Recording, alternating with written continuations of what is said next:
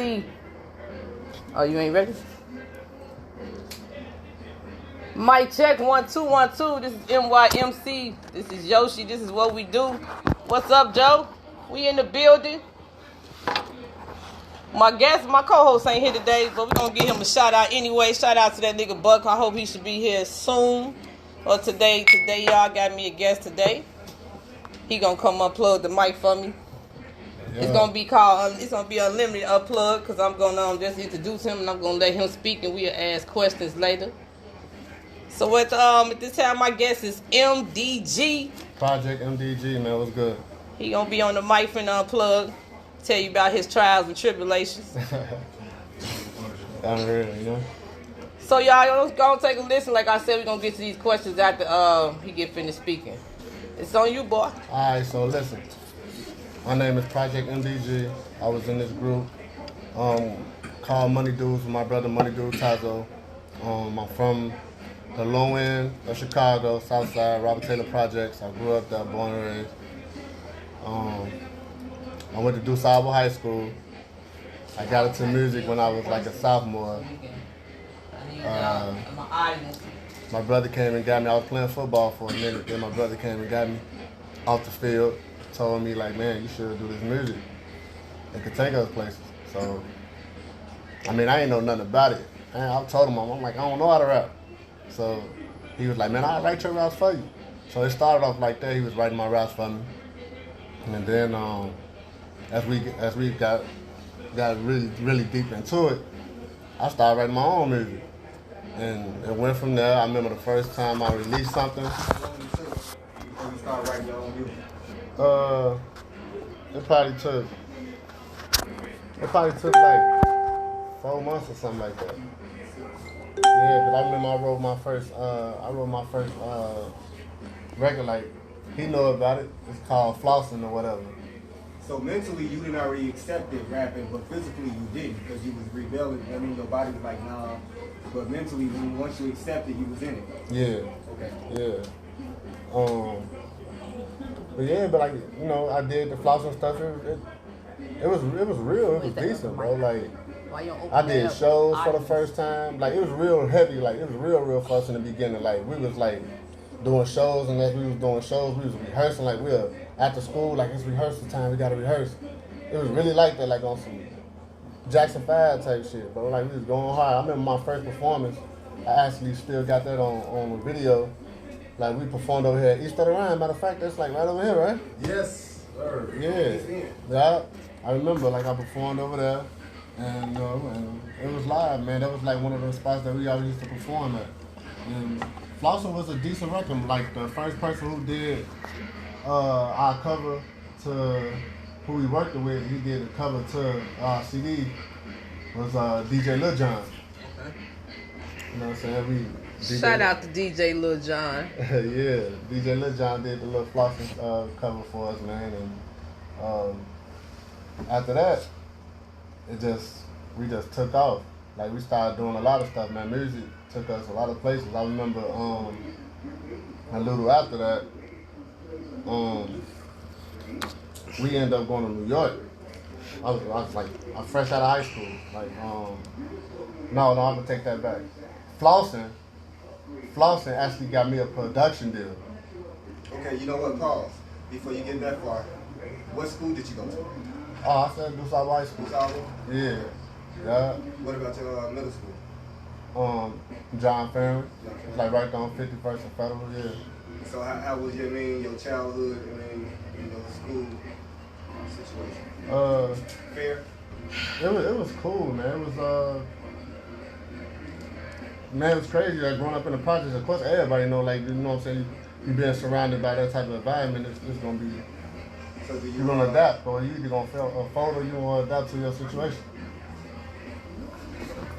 So, No, it's this audience question for him to respond. So do you bring some of your childhood experience with your music, or everything is just fresh? How you feel like? I try to. Okay. I try to rap about things that I went through. I try to keep stuff real. I don't want to like imagine, because people that rap nowadays, like, they imagine, they don't even be going through that. They just imagine it, and then they'll put themselves in that situation, and then they'll be like, oh, let me write this down, and then make people believe what they want them to believe. So you got the thought process. Yeah, like, I feel like I'm more so, like, I try to study, like, Kanye West, and I look up to Kanye, I look up to Drake, I look up to Rick Ross. So I try to study them and see how they go about making their music. You know, Kanye West, if it's not right to him, he's not putting it out. So that's pretty much how I be. I want to make sure my stuff is right for me. But yeah, I got a production deal. I signed my first contract right here on 69th in Wentworth, right over there on at that McDonald's. My homie used to work in there, so we had went in there and got him from the back. We asked the manager, can we get him from back there? He came and we signed the deal. Everybody in there was clapping for us and, you know what I'm saying, congratulating us and all that. That was a moment for us and stuff. I actually, you know, spread the word. I was telling everybody, I was calling all my friends, telling them I did it and all that, you know. People was happy for me. I cried. How many members in the group? It was 3 of us. Okay. Yeah, it was me, my brother Money Dude Tazo, and my high school friend Gage. Yeah, so a little after that, man, we end up life story crazy. Like, we end up doing this talent show thing, and when we did the talent show, we end up winning. So the winners, you get this little booklet, and they had all these record label numbers in there, right? And it also had something to do with R. Kelly too at the time, but I don't really quite remember that. But I just know the most important parts, and one of the most important parts was that book that I had got. So in order for you to like speak to anybody, because those was all accurate numbers, like they was correct, like the numbers in that book was like really like legit numbers. Okay. So, but in order for you to speak to anybody, you got to know somebody. So I remember I called a couple of numbers one day, and one of the numbers I called Missy's attorney. Okay. Her name was Louise West. I called her, and I think I kept calling her because like I'm the only one who I could get on the phone. So she got on the phone and she talked to me and stuff. And I asked her like, yo, if I send you a CD, would you listen to it? Would you check it out? She was like, yeah, I'll check out your CD, just send it to me. She actually took the time out to talk to me and all that. The attorney? Yeah, the attorney, Missy's attorney, yeah. She took the time out, she talked to me and stuff, and me and her actually became friends and stuff. We was cool. You know what I'm saying? And then after I talked to her, after I spoke with her, I told my brother that I was like, man, I talked to this lady who was the band, blah, blah. So he ended up calling some people, and we actually ended up we set up a meeting at Violator at the time. So we went to New York and had a meeting with Violator Management. Okay. And Andre Neal, I think that's who it was, what's his name at the time, Andre Neal.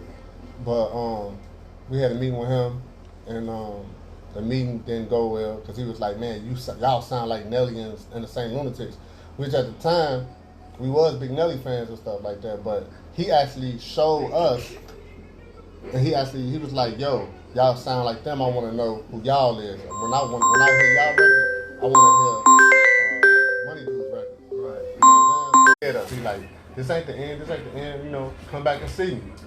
Just come back and see me, keep your head up. And that right there, it did something to me. But like a little after I left there, because my brother, he knew Bruce Sackendorf, which was Eminem's business manager. Eminem and 50 Cent business manager. See, I knew about 50 before 50 even came out through him. You know, and when we left Violator, we went over to see Bruce. And I remember walking into that building, and we went upstairs. I couldn't even believe it. Like, I was walking in the little rooms, I see the G-Unit plaques and everything, and you know, the big, you know, the little record label tables and stuff like that. You know, I'm sitting in the seat, all that. When he gets to talking to us, he asked us like, so y'all just came up here for that meeting? Y'all don't know nobody else? Who out the band? And I'm telling him like, nah. We don't really know nobody else. But I remembered, I was like, I know Louise. And he was like, yeah, y'all should give her a call. I was like, I would give her a call, but I don't have her number on me like that, right? He was like, it's funny. He's like, hold on. He pulled out his phone. He's like, I got her number. She's a close friend of mine. So he ended up calling her, letting her know that I was in New York. And she told me to come over. I came over. We went over there. And she was like, I cannot believe this. She like, I cannot believe it. I spoke to you like 3 weeks ago. 3 weeks later, you right here in my face. So we talked. She like, what is it that you want? What is it that you guys looking for? We told her that we were trying to get a deal. So she like, okay. She picked up the phone. She calling Atlantic Records. And she asked for Hip Hop and G. Hip Hop and G wasn't there at the time. So we ended up getting this guy named Calvin. He was an A&R there. And she asked us, we only had like one more day up in there. I think that was like our last day or something like that. We spent one day up there. But I know she told us, she was like, you guys can either have this meeting or y'all can go home, or y'all can miss y'all train, because we took the train out there. Right. And she was like, y'all can either take the train, go back to Chicago, or take this chance and see what happens with this deal. We end up just going to the crib, because at that time we didn't have no money or anything like that to get back home. But everything worked out though. Like we ended up becoming close friends with the A&R Calvin. He came to Chicago. We showed him around, and yeah, a lot of stuff happened for us, man. After that, how you doing? So let me get in here for a moment. Let me enter my co-host Buck is in the building. Yo, checking in. Let's go. Okay, so let me throw a little quick question out there to you about so what do you think that you should have done different with that deal? Actually, we got screwed out that deal, because we had a manager and everything at that time.